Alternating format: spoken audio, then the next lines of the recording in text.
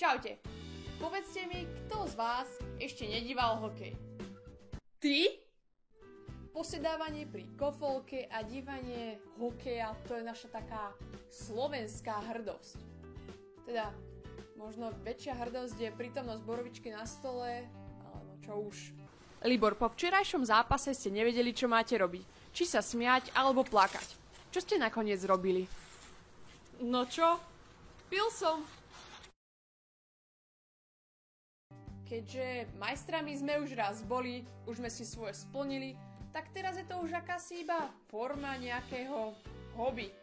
Ale viete čo? Možno ten hokej stojí občas za prd. Ale skúste sa započúvať do slov komentátora. Možno zistíte, že je to oveľa zaujímavejšie ako celý hokej. Intro!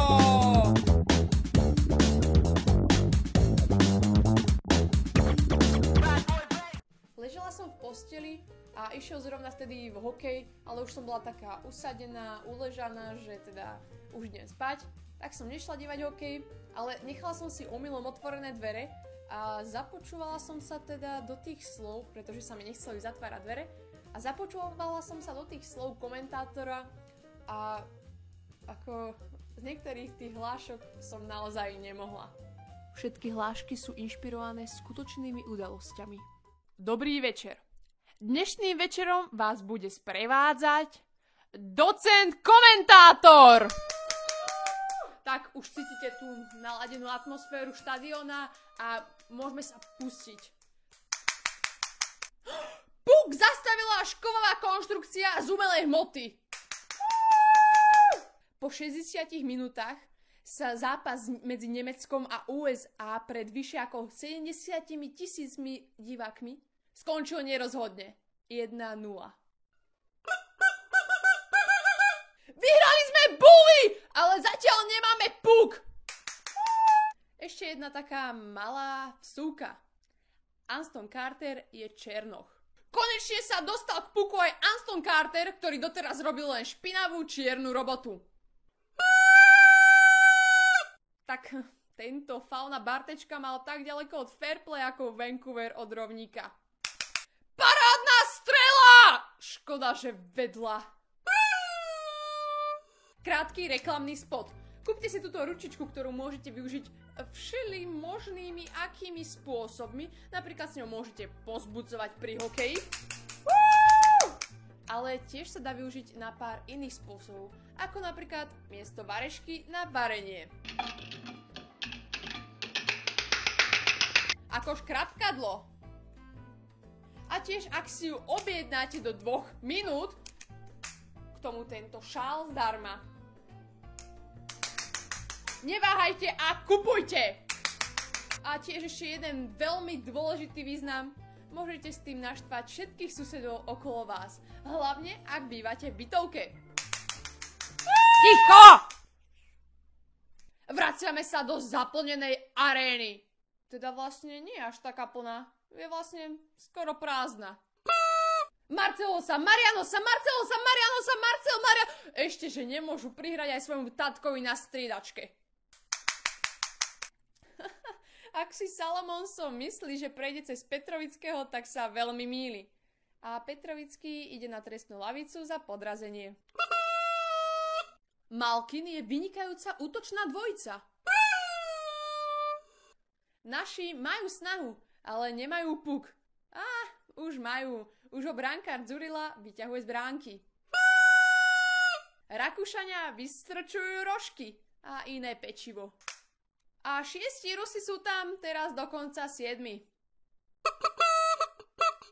Palfi má vajca v závese. Tento zápas sa skončí skôr neskôr ako skôr. No ale napriek tomu aj tomuto videu už je skôr koniec ako neskôr koniec. Či čo?